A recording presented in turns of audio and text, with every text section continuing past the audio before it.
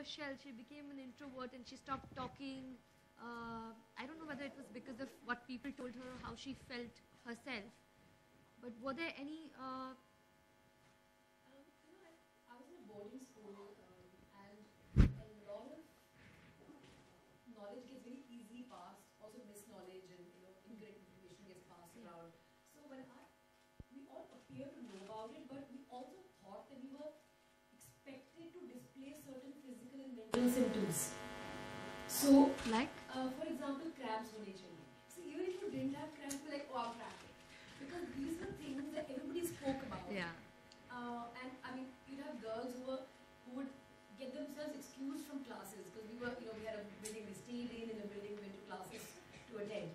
So there'd be girls who would say, oh, I need to be excused from classes. So I think there was a lot of misinformation around. Also PMS. Yeah. And girls would feel entitled to snap and be mean because they were PMSing. Because I think psychologically there's so much built up around it that you begin to psychosomatically, is that the correct word? Believe in those symptoms, and it just sort of, it's one of those things where you may not be feeling it actually, but because the entire dorm is feeling like that. Because there's another interesting thing about menstruation when a group of girls together. Is it true enough that menstrual cycles tend to merge and align themselves? Because I do know that by the time we would go back home after say a term, a lot of us were within the same time. So I don't know if there's any scientific backing to Really? that. Is it? But it's I can tell you traditional stories about that. Because there was a belief that all women menstruated at the same time with the new moon. All women. It's interesting because this is really bizarre, but animals have a cycle. Yes. It's fixed. So for those of you who have dogs, I don't know, I mean I have two beagles. It's a fixed time of the year. So they will come and eat once in season, once, around, in order to deliver during June, July, or during December, Jan. So almost all litters are actually born during Jan and December with dogs. So I don't know, dogs will have to give us information on how that works with humans, but so much misinformation, just hearsay, ki ye bhi hai, wo bhi hai. But I think the larger point that, Seenu and you guys are discussing about why we don't talk about it. See, I think what Seenu said made a lot of sense. We need to move above, of course, hygiene and health is very, very important, but the purpose of menstruation is also very critical, which fortunately or unfortunately is linked to sex education. That's not something that we as a society are yet comfortable talking about. Even though traditionally, and Seenu would probably, again, give you stats and more knowledge on that, traditionally, we've been a very open society. We celebrate reproduction, we celebrate birth, we celebrate women. But we've come today through some process to a stage where we don't celebrate women. We do not celebrate their power, their reproductive might, the fact that they are special, and the fact that it's something that has to happen. Hide it. So just the way we run away from sex education, a natural corollary of that is that we don't want to talk about menstruation. And things that you don't speak about openly will eventually have information disseminated through hearsay. And that's the problem. Information that should be easily available, easily accessible, whether it's sex education or menstrual health and hygiene, is therefore gained through hearsay. Somebody's telling you they're not even qualified because their sources are not qualified. I think the problem begins with the fact that we consider so many subjects to be taboo. I don't know if that's a good thing or a bad thing, that's open to debate. But the issue is the inhibition surrounding the larger reproductive space in a society in present times. I'm sure things were different earlier on, but it stems from us being inhibited about reproduction and therefore being inhibited to talk about anything to do with menstruation. I absolutely agree with you. So, Doctor, finally, now the facts. I mean, what is a menstrual cycle? Yes. There are two parts to a menstrual cycle. One, the shedding of the lining of the uterus, which you see as blood. The second, one egg that a woman produces every month. And that, if it does not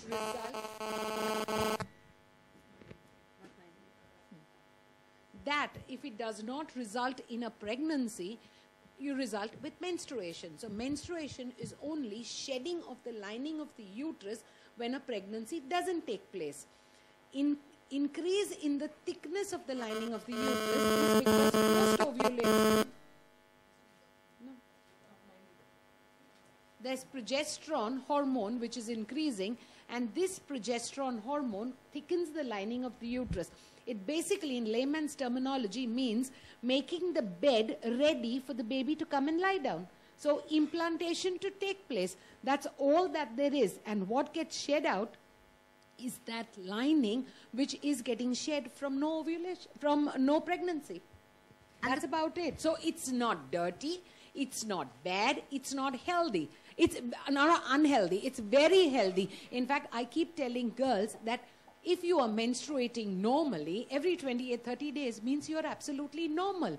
It's when you are not menstruating, that's when the trouble starts. Yeah.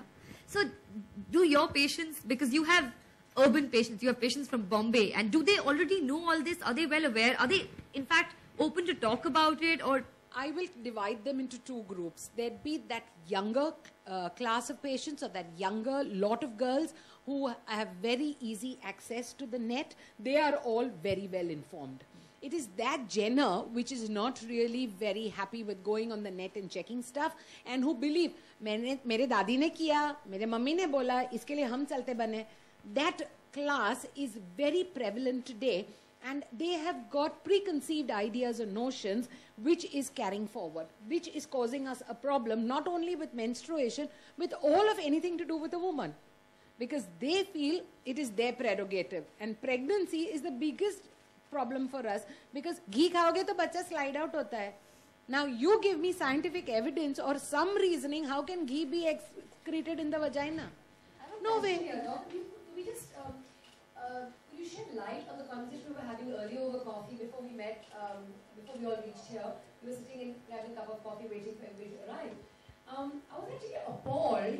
So my understanding, and I'm an educated, aware woman, my understanding of menstrual health and hygiene was this, that people in rural areas don't know anything about, of course Dino also has an opinion on this, that women in rural India don't have access to menstrual aids like sanitary napkins, whereas everybody in urban setting, and this is the key question here, that everybody in urban areas has access and uses sanitary pads for their periods. Now this is what doctor told me, and I had to have a really strong black coffee to recover from it. Please, doctor. I can guarantee you we have a very big class or a large number of people who will use non-hygienic methods or unhygienic methods, like using a cloth but repeatedly using the same thing without being able to clean it properly. See, using a cloth is not wrong. Please don't get me wrong that I'm promoting use of a sanitary pad. That lower class of society, if it has to use a cloth, she's more than welcome to do it. But she has to wash it regularly, change it every 4 to 6 hours, dry it in the sun, which is extremely important. But menstruation is taboo. It is not something that she can do. So that is a dirty piece of cloth. She's not allowed to dry it or expose it to sun. She can't iron it with a hot iron. So how does she get rid of bacteria and fungi from it? So that is what is causing us a problem. And it's also not a function of economic. Not at all. Not at all. I mean, there are sanitary pads which are available, which are relatively very, very cheap. And you will find women, and I can go on record saying this, they possibly wear solitaires in their ears and use... We all need to play a role in doing that. But do you guys also have classes like... Yes, we do. Yeah? We do it in grade 4 before girls start menstruating. Okay. So that there's... and we so do is it like a sex education class? Or yeah, is it is. It's a sex education class, awareness of... we call it Chupi Todo, good touch, bad touch. Yeah. Because a lot of boys and girls don't know good touch, bad touch. In fact, I was looking at something today which said the statistics are 1 out of every 6 boys is sexually molested in some form or the other, and 1 out of every 4 girls. And so you can imagine, and in urban, rural, both. So to bring awareness around what is good touch, bad touch, and then what is the menstrual. So it's just part of it. We're not giving special attention to the menstrual cycle because then you're bringing sort of a taboo in another sense around it. That it's just a natural part of growing up. Okay, great. So coming down to hygiene, which is why we're here. Let's just quickly, some tips, some things, or some misconceptions we have. About hygiene. Yeah, about hygiene. Okay. What can we do? How do we educate people? Yeah. So my team has worked on creating focused attention on promoting hygiene, regardless of what people decide to use. And we made an animated film on it called My3 in 7 languages, which talks about all of it. The biology of it, the myths, the products, how to use, how to dry, all of that. The biggest problem with hygiene is that most girls, and I think even women, educated women, don't know how often to change a cloth or a pad. And with products coming up with newer versions saying that you can use it for 12 hours and so on, they feel that using one sanitary napkin the whole day, especially if the menstruation is pretty scanty towards the 4th or 5th day, is perfectly fine. And this has been one big thing that needs to change. With school-going girls, especially in rural areas, you see when they use cloth, they're familiar with it because this is something their mothers and grandmothers did. So they would change it frequently. But if they were suddenly given a product which they haven't been educated on how to use, they actually think it's got some magical powers and use it for much longer. So that has been a problem that we've tried to change. With cloth, there are a lot of issues about how it is washed and dried. And this is not as much of a problem in rural areas because you have open spaces. Men talk more openly about menstruation in rural areas, so they actually dry it out in the sun. But in urban slums, this is a problem. Women who migrate from rural areas and they settle in urban slums, you don't have the necessary space for it. And you have a huge cultural conflict from the way it was treated in a village versus the way it is in an urban area. And that is when compromises on hygiene start to happen. So the main thing about hygiene here, we need to remember how often you have to change it and keeping yourself clean. Keeping yourself clean during your period. This is very important. Okay, that's basic. How can we impart knowledge on a personal level, like, maybe on social media, internet, or how do we do it? I think the starting point needs to be initiating conversation, which is why I think we're all here today, and which is why I was very, very happy to support this initiative, because I think we don't talk about it enough, and that's the gist of what everybody has been saying here.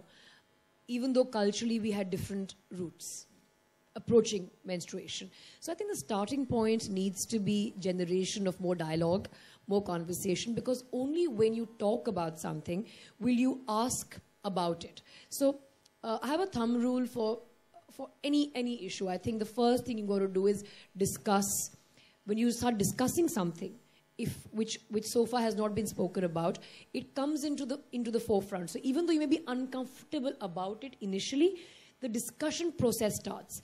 Then a few people will debate it. So there will be, someone who will say, oh, but traditionally these were our things.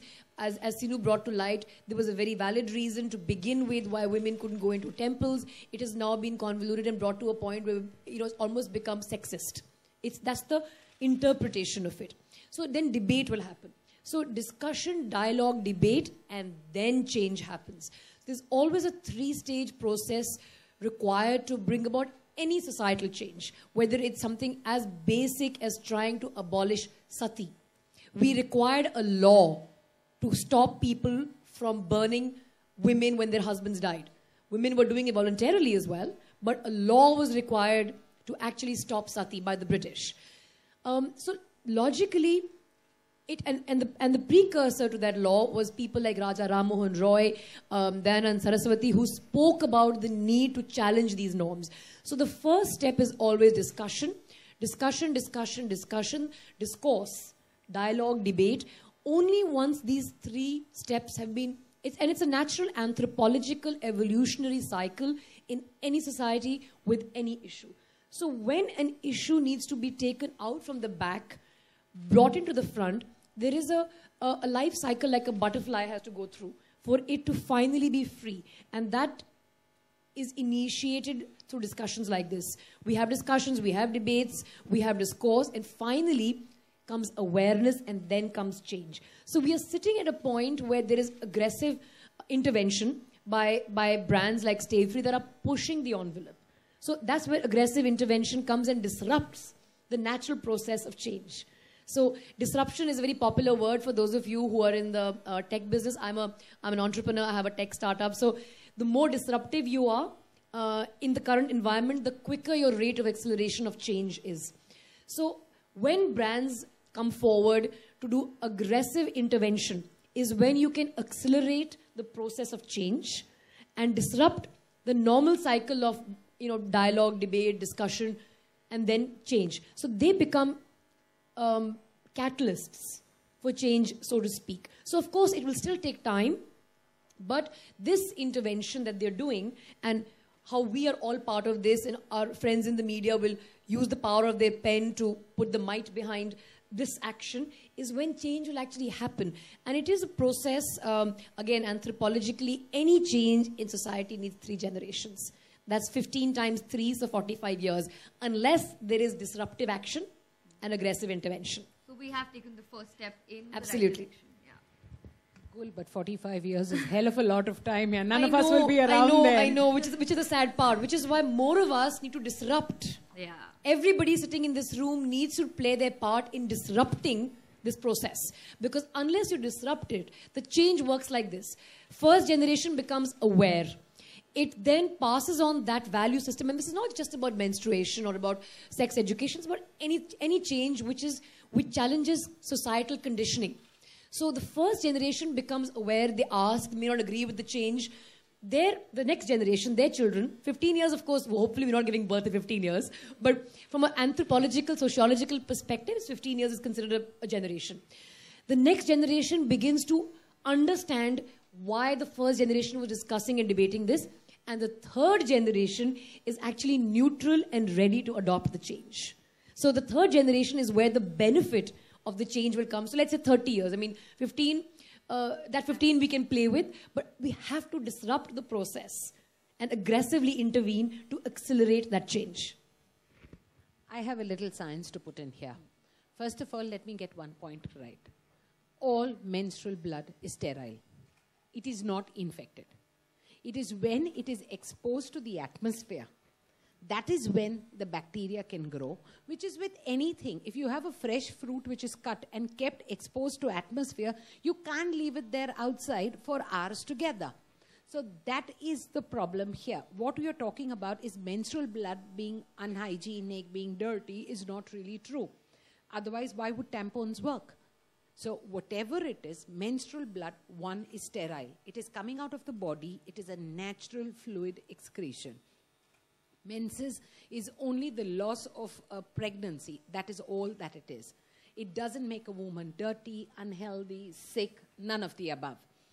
Scientifically, it goes on from the age of 10 years, which is by far the youngest. The 8-year bid would be a precautious kind of a scenario in today's day and age. It's going on longer, so that is up to the age of about 54. When I was a student 20 years ago, we'd say 45. Now we're saying 54. So that's how long you can keep menstruating. Menses is something that a woman has to learn to deal with. You do not associate it with any disease or illness. You do not stop a girl, a child, or a young girl from participating in any kind of extracurricular or curricular activity only because she's menstruating. She can go to the gym, she can go for her dance class, she can do exactly what she likes. Unfortunately, we have a very high incidence of polycystic ovaries, which has taken over today because of the increase in lifestyle diseases like diabetes. Obesity has become a problem. So all of this, hypothyroidism, obesity, diabetes, is related to irregular menses, which then is causing problems to the child today. The youngest I have seen is 10 years old in the 4th standard, who's fat, like really fat. She's obese, and she gets her period every 6 months. So these are lifestyle issues which are causing a problem. So scientifically speaking, talking about hygiene is great. You have to tell them, change your pad every 4 to 6 hours, but it is not infected blood. It is very sterile. That's how tampons work. Secondly, You have various sizes available. You have panty liners available. For the light spotting, you can use a panty liner. For the extra large size. It doesn't depend on the size of the person using it. It depends on it every 4 to 6 hours. Because once the blood comes out, that becomes a potent source of infection. While it is in your body, it is sterile. But the minute it comes, there are people that may land up with spotting for days on end. That has to have some kind of a medical... The device you're using. You please whether change it's a it. pad or it's a tampon, you've got to change it. 4 or 6. Between 4 and 6 hours is But the 6 is safest. the upper limit. Absolutely. Oh God. Yeah. That's not what I've been using. See, and then you said you were one of those. Then This has been such a revelation for me. we need to meet more often. Is it the same for tampons? It is the same for tampons too. Yeah. Yeah, in fact, shorter for tampons because they are Admitted. You've also been aware today. Yes. And an interesting thing, because this only came to light when I was asked to speak today. So I sat with my maid in the morning and I'm asking her what she does, like in terms of hygiene they all stay in slums, so what do they do and how do they cope? And Was she really shocked first? Was she okay to talk about it? very close. Oh. So she was very comfortable to talk to me about it.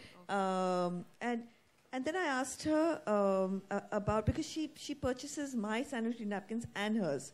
And I asked her about, because I was now starting to think about the cost around sanitary napkins. Like how does everyone afford it? And, interesting perception, and I won't name the brand. So she uses Stay Free because she said it was 27 rupees a packet.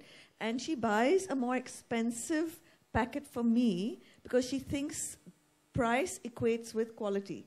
So which is the biggest problem today. Which is really the biggest problem today because, unfortunately, the cotton ones disintegrate after a while.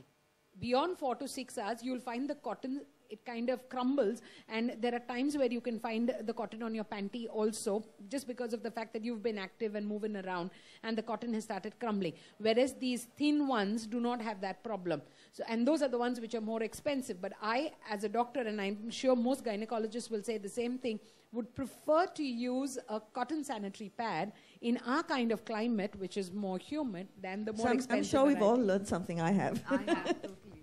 No, in fact, I wanted to add something to what Doctor said. It was very interesting because she's speaking scientifically and I'm thinking of all the traditional knowledge I've heard and how much there is a relation.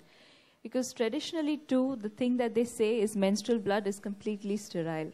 There is nothing wrong in it. And whether we associate odor or whatever, it's only when it comes in contact with products which are not changed often enough. So if you go back to ancient times, which in some tribal areas they still follow, they don't use products. They sit in separate menstrual huts and they bleed into the earth.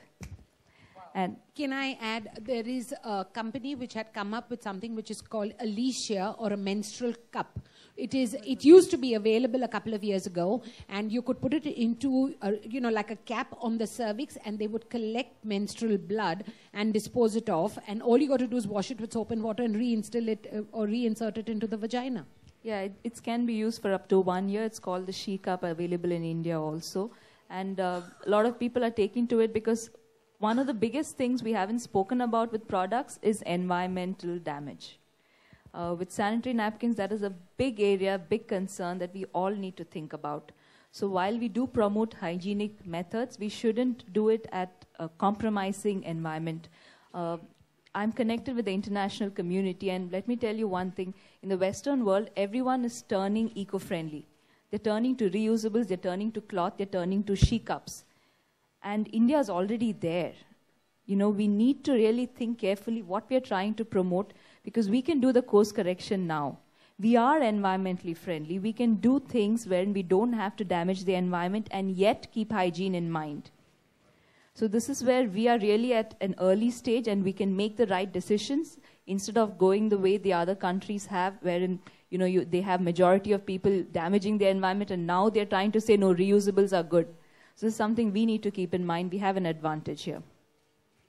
Great. So I've been asking all the questions. I think if it's time we open the floor. Questions. Anybody here has any questions to anyone? Yeah. Hi. Hello. Hi. My name's Mansi, and I run a blog, and I have wellness as a topic in it. I don't know if all of you know it, but there was recently a big controversy on Instagram about a lady posting a picture of her menstruating, and it was taken off. Instagram asked her to take it off. So one of my questions is it only an Indian thing? I mean, obviously, if Instagram is saying take it off, it's something that everybody is uncomfortable with. I don't know who I'm particularly asking this to, but what do you judge on this? What's your take? I'd actually asked this question to doctor before this, when we were sitting and I was just getting as much information as I could on the subject. And I'm actually going to ask, the reason I wanted to say this, because this is a question I also had. I actually wanted to ask her, which I will ask again now, is how do our menstrual education awareness levels stack up compared to Western societies, A, and Eastern societies? Because we have to understand that we are an Eastern society. So culturally, we are very different from, say, the West, which is a very, very open society. So I will allow Doctor to answer that, but this is a question that I also had for her earlier. Culturally, menstruation has not been accepted as something which is sacrosanct or which is healthy, or it's something that nobody wants to talk about. Unfortunately, we are like a multicultural place, and as a Catholic, we never had any problems. We spoke about menstruation in schools. Our father knew that the child was menstruating. He'd bring my sanitary pads. And we were never stopped from church, or we received our communion. We did just about everything as a Catholic. I grew up as one, and I never had a problem with menstruation. But unfortunately, there are certain cultures which say, don't do this, don't do that, don't go into the kitchen, don't touch the idol, don't touch food. I mean, somebody said about negative energies and positive energies. But scientifically, I would not believe any of that. I think a woman is as clean as she is any other day, even when she's menstruating. As far as our education levels go, because we don't talk about it, people don't know anything. And they're living in a preconceived notion or a preconceived idea of the past, and we're living in our false glory. Compared to the West, people are more open. They do want to know. They do want to talk. So maybe they're more open to change than what we are today. So, you're going to Boston for an international event on the same thing, right? So I'm sure it's being talked about everywhere. So Yeah. it is definitely... See, there's a big difference in the way the West talks about it and the way we do. For them, it is a feminist issue. For us, we talk about it in terms of hygiene and sanitation. And therein lies the difference. I'm actually making a presentation on the ground realities in India and the cultural practices and what it means. In the West, the feminism is moving to a situation where they're actually saying that it should be a free blood movement. I should be used products. This is how nature meant it to happen. We should just bleed. If you just Google a free blood movement, you will see photos of women in Spain bleeding on white pants and saying, so what? So that is where they are. And we are at a stage where we have attached it so much to hygiene and sanitation. In fact, I was very shocked when I saw that menstrual hygiene management is very recently made a part of Swachh Bharat mission. Clean India, clean your environment, I understand, but clean your vagina? Seriously. So we are kind of losing track of what menstruation really is here by going too much into these aspects. I'm not saying that it is one or the other. I'm saying it's both. There is very clearly a hygiene aspect to it. There is a feminist angle to it. And one is the awareness of how to keep yourself clean, what to use, which I would probably agree with Doctor in saying that it is more in the West. But if you look at the understanding of menstruation as a process of the positivity and what it's meant to do to women, I think traditionally at least India has a lot more of that knowledge. Any ancient society, India or Africa, has more of that ancient wisdom around menstruation than the Western countries. The All right. Instagram picture, I think, was more of feminism. Can we have the last question? Anyone?